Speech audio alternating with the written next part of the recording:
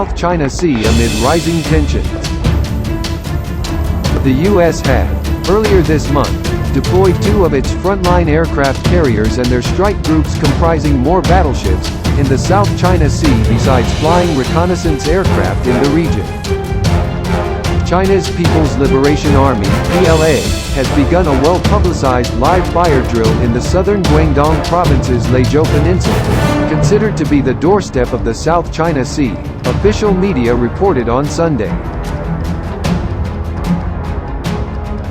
The week-long drills, which will include anti-ship and anti-aircraft exercises by the PLA Air Force with the PLA's Navy and rocket forces joining in, are being held in the backdrop of rising tension with the U.S. over, among other issues, the SCS disputes and Washington's sale of arms to Taiwan.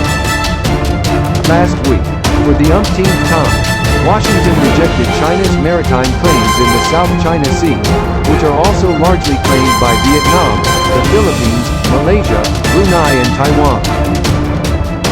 The messaging behind the PLA's latest drill is directed at the U.S., which had also, earlier this month, deployed two of its frontline aircraft carriers and their strike groups comprising more battleships in the SCS besides flying reconnaissance aircraft in the region.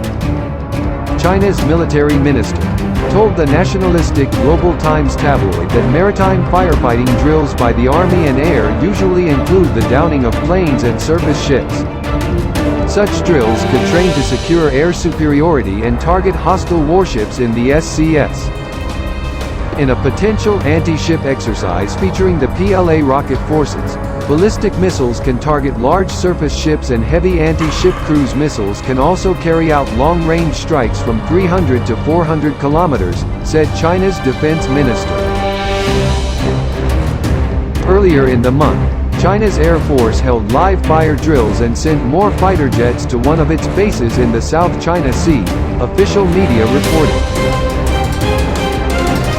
On the same day, U.S. Navy live-fire drills were also held near Chinese drills around the Leizhou Peninsula in southern Guangdong province. In live-fire exercises, the U.S. Navy deployed about 38 warships and was commanded by the aircraft carrier USS Ronald, USS Nimitz and involved 60 F/A-18 Hornet fighters.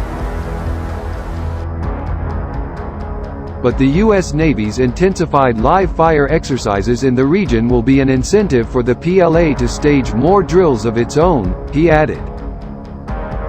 Tensions between the two militaries have been building in recent months. In February, the U.S. Navy said a Chinese destroyer pointed a laser at an American P-8A surveillance aircraft while it was on a routine operation over international waters about 610 kilometers, 380 miles, west of Guam. China claimed the U.S. had abused freedom of navigation rights according to international law. In the Philippine Sea, near the East and South China Seas, warships of the U.S. Pacific Fleet led by the USS Theodore Roosevelt Aircraft Strike Group have been carrying out a series of exercises in recent weeks, the U.S. 7th Fleet said. Both the USS Berry and USS Shiloh were equipped with several types of missiles, such as the more aggressive Tomahawk cruise missile, but they didn't use them and instead tested the defensive SM-2 missile, Zhou said, adding that the Tomahawk cruise missiles would have been more of a threat to China's artificial island and military outposts in the South China Sea. Since Xi Jinping came to power in late 2012, Beijing has spent trillions of yuan to build 8 artificial islands, as well as more than 24 island outposts around disputed reefs and islets in the strategic waterway, where the Philippines, Vietnam, Malaysia, Brunei and Taiwan all have competing territorial claims, allowing it to deploy missile batteries, radar systems and aircraft hundreds of miles from the Chinese mainland.